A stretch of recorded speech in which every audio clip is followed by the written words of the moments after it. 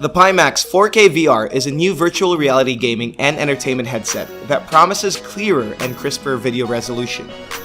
Retailing at around $350, it's significantly cheaper than the VR headset giants, the Oculus Rift and the HTC Vive. Let's start with the specifications.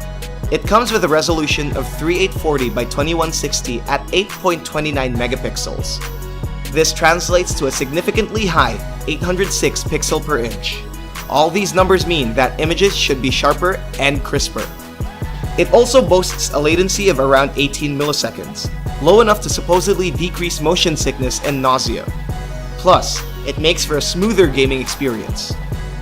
Finally, the headset comes with a 53mm lens with a field of view of 110 degrees, which you can adjust to between 58 and 71mm distance from the lens. Now, this spec is great on paper. The question remains, does the PIMAX 4K VR, a cheaper alternative to the Oculus Rift and HTC, deliver on its promises?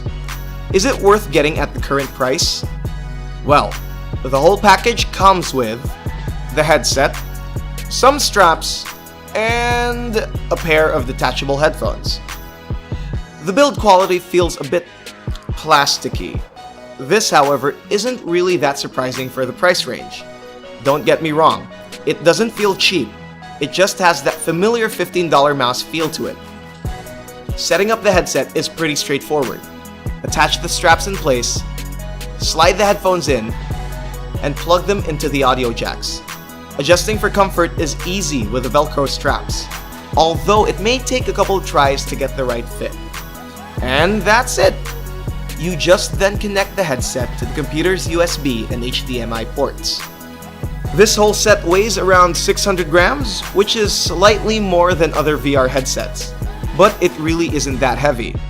We barely even noticed the weight after more than an hour of use. And before I forget, the headphones are surprisingly comfortable with good sound quality and isolating. It does get a little uncomfy though after a while, especially in near the nose bridge. But we noticed that it depends from one person to another. There's just one crucial part that seems missing, a physical control to adjust the lens. At the top of the headset are power and arrow keys, but we couldn't figure out what they're for. This brings us to the software. While the setup of the hardware is simple, the software leaves a lot to be desired. It does get the job done, but it lacks some of the things that we've been accustomed to, namely, good documentation and an easy-to-use user interface. The PIMAX 4K VR comes with a content platform, the Pi Play. No, it's not the Raspberry Pi gaming emulator.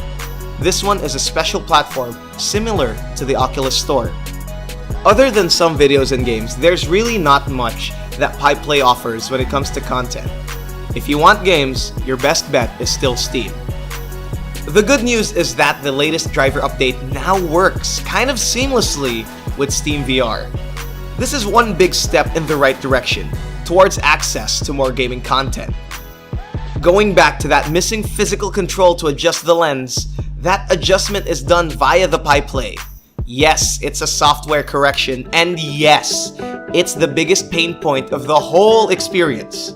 It took us almost a dozen of adjust save cycles to find the best setting.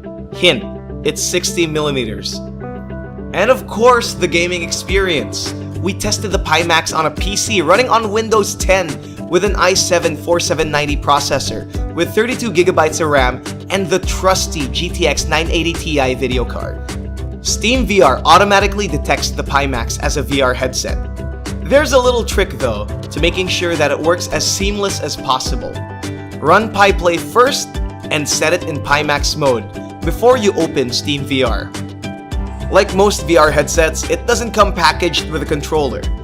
So we tried two other options, the PS4 via the DS4 Windows and the good old keyboard and mouse.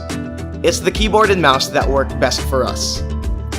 As for the games, we tried Elite Dangerous, Project Cars, and Winlands.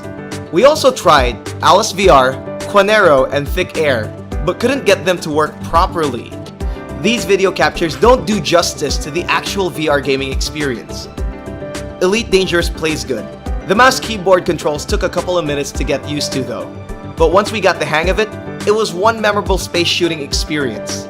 The foreground is pretty, but there are some inconsistent draws in the background.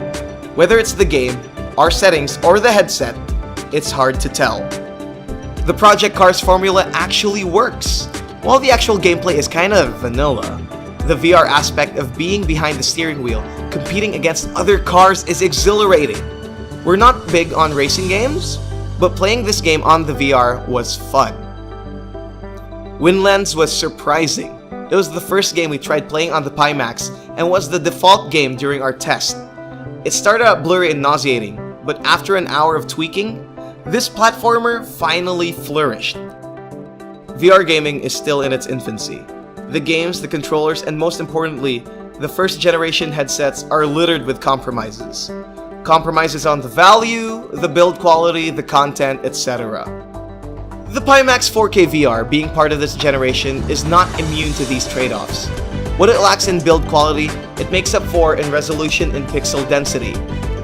The headset is comfortable to a point, but the software is a pain to use. There's also the need to keep on rerunning Steam VR setup to make sure the head tracking is accurate. The PiPlay has a lot of room for improvements, better choices in games, a more usable interface, and more detailed documentation. We did leave out one notable aspect of the PIMAX. It's actually great for viewing videos, aka your own private entertainment system. We tried a couple of videos and they're crisp and clear. All in all, cautious gamers may want to hold off in buying one until an official Steam VR support is announced. But if you're itching to experience virtual reality gaming and entertainment now, on a budget, then this is a recommended purchase.